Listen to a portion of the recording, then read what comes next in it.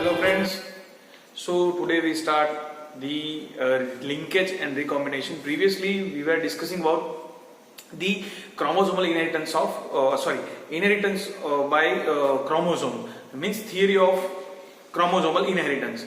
Means previously Mendel said that the factors or the genes or the alleles are responsible for the inheritance, but now after the Sutton and Broveri, अब सबको पता है कि Sutton and ब्रोवरी ने बोला था कि chromosomes are the responsible for inheritance because genes are present on chromosome. ये अब आपको पता है कि genes are present on chromosome, but मैंने पहले बोला कि जैसे इस क्रोमोसोम थियरी को एक्सपेरिमेंटली प्रूव करने वाला जो था वो थे T.H. Morgan, Thomas Hunt Morgan. इन्होंने एक्सपेरिमेंटली प्रूव किया कि chromosomes are responsible for inheritance. कैसे? T.H. Morgan conduct their experiment on Drosophila melanogaster, and they select the Drosophila because of their variations, because Drosophila having the different types of variation, because they have the different colors.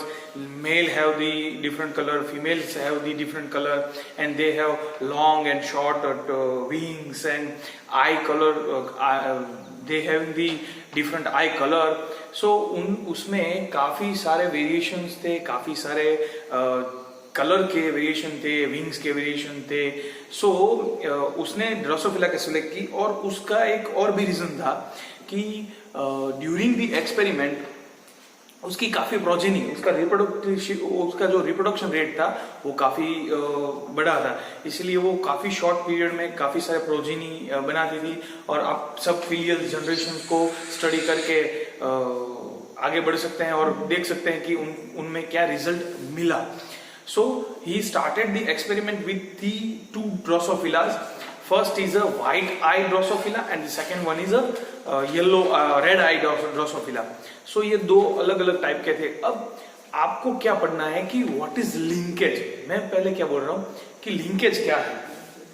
So linkage means Mendel ने ऐसा बोला था कि the rule of segregation, the two alleles are segregated, or in the dihybrid cross the both alleles are independent assort. It will independent assort in gamete, but some genes which are present in homologous chromosome.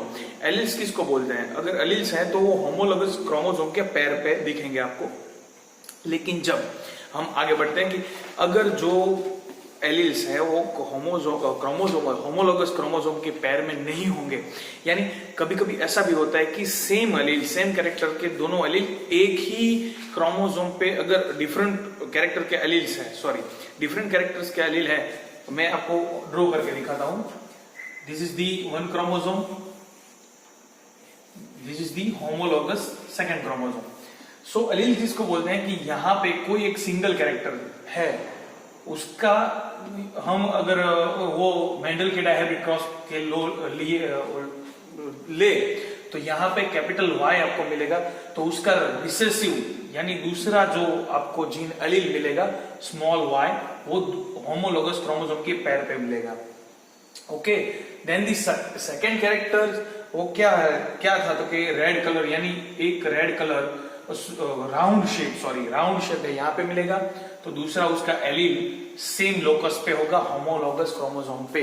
Locus क्या है कि जहां पे जो gene है वो पाया जाता है इन क्रोमोसोम में जो जीन है वो उस लोकस पे पाया जाता है, वहां पे आपको मिलता है. So this is the alleles. पहले हम इसके बारे में आपको पता है. ओके, अब हम आगे बढ़ते हैं कि क्या है इसके बाद. तो समटाइम्स इट विल सेग्रीगेटेड. ये जीन्स क्या होता है, इंडिपेंडेंटली असॉर्ट होते हैं. ओके, सो इंडिपेंडेंटली असॉर्ट होने में क्या होता है कि आपको ऐसे गैमेट्स भी मिलते हैं कि जिसमें एक का, ये मैं फिर से इंडिपेंडेंट असॉर्टमेंट समझा रहा हूं, ध्यान दीजिए. एक का आपको डोमिनेंट मिलेगा तो दूसरे का रिसेसिव, या और दूसरे का अगर रिसेसिव है तो पहले का डोमिनेंट. ऐसे जो जीन्स है, ऐसे गैमेट्स है, ये भी आपको मिल सकते हैं. क्यों? क्योंकि ये इंडिपेंडेंटली असॉर्ट हुए हैं, इसीलिए ऐसे जीन्स में आपको मिलते हैं. क्योंकि पेरेंट के जो जीन है पेरेंट के ये पेरेंट के गैमेट है।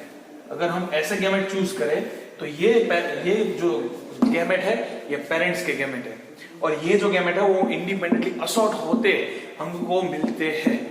सो पहले आपको इंडिपेंडेंट असॉर्टमेंट क्लियर होना चाहिए।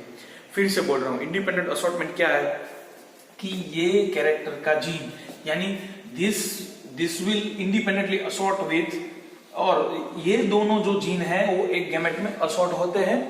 फिर से बोल रहा हूं, ये दोनों होमोलोगस क्रोमोसोम है और दोनों का लोकस डिफरेंट है, दोनों के कैरेक्टर्स अलग हैं, दो अलग अलग एलील्स हैं।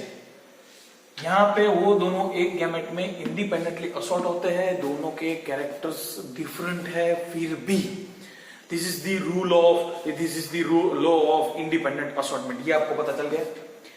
अब लिंकेज क्या है, जिसमें टीएच मॉर्गन ने कुछ नया देखा। क्या नया देखा कि उसने देखा कि ऐसे जो जीन्स है जो डिफरेंट कैरेक्टर्स के हैं वो इंडिपेंडेंटली असॉर्ट नहीं हो पाते। यानी एक कैरेक्टर का जो डोमिनेंट है वो दूसरे कैरेक्टर रिसेसिव के साथ नहीं आता, और अगर आता है तो वो एक जनरेशन के बाद डिफरेंट जनरेशन यानी तुरंत दूसरे जनरेशन में नहीं आता, वो काफी जनरेशन के बाद आता है। सो इट मींस कि जो पेरेंट के जो जीन है वो capital Y and capital R means ये दोनों गैमेट है, ये दोनों वहीं पे constantly next generation by next generation यानी एक गैमेट के बाद दूसरा गैमेट और दूसरे गैमेट के बाद तीसरा गैमेट, उसमें कंटिन्यूसली यही रहेंगे। यानी पेरेंट जीन है वो कंटिन्यूसली रहेगा, और ये जो मिक्सचर है यानी ब्लेंडिंग ऑफ दी जीन है, जीन का जो ब्लेंडिंग हुआ है यानी मिक्सचर हुआ है यानी इंडिपेंडेंटली असॉर्ट हुए हैं।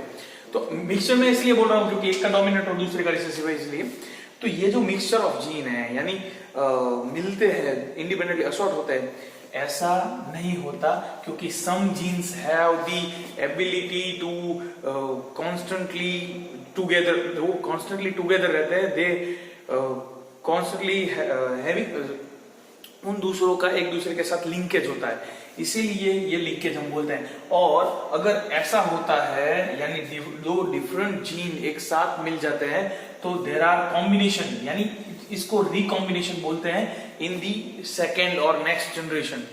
अगर ये दो जीन एक जनरेशन के बाद दूसरे जनरेशन में अगर इंडिपेंडेंटली असॉर्ट होती है तो उसको हम बोलते हैं लिंकेज, सॉरी रिकॉम्बिनेशन। लिंकेज क्या है कि दोनों जीन एक साथ रहने का कैरेक्टर रखते हैं, साथ में रहने का जो उसका गुण है उसको हम बोलते हैं लिंकेज। और अगर वो साथ में नहीं रहे, इंडिपेंडेंटली असॉर्ट हो गए तो नेक्स्ट जनरेशन में फिर से ज्वाइन होंगे। ओके, सो इसको बोलते हैं recombination. So this is the basic concept of linkage and recombination. Linkage समझने से पहले आपको इंडिपेंडेंट असॉर्टमेंट क्या है वो आपको पता होना चाहिए। अगर आप इंडिपेंडेंट असॉर्टमेंट क्या है ये आप जान लेंगे तो आपको पता चल जाएगा लिंकेज क्या है। अब पता चल गया कि इंडिपेंडेंट असॉर्टमेंट में ये बनता है, लेकिन जो लिंकेज होगा तो लिंकेज में यही जीन यानी parental genes are constantly together, they constantly inherit होते रहेंगे टुगेदर, क्योंकि उनके पास ऐसा गुण है कि वो एक ही क्रोमोसोम में रहेंगे, एक ही होमोलोगस क्रोमोसोम की पैर में साथ में रहेंगे, यानी वो इंडिपेंडेंटली असॉर्ट होते नहीं है। ओके, उनके लिए आपकी बुक में एक कैरेक्टर दिया गया है, उनके लिए आपकी बुक में एक कैरेक्टर है और वो आप देख लीजिए। फिर से मैं इसके ऊपर एक दूसरी वीडियो बनाऊंगा लिंकेज के ऊपर, वो एग्जांपल के साथ, और उसके साथ एक मैं दूसरा एग्जांपल भी आपको दूंगा। ओके, सो यहाँ तक ये सिर्फ मैंने एक्सप्लेन किया था सिर्फ लिंकेज के बारे में, इसका एग्जांपल मैं आगे नेक्स्ट वीडियो में दे रहा हूं। Okay, good bye.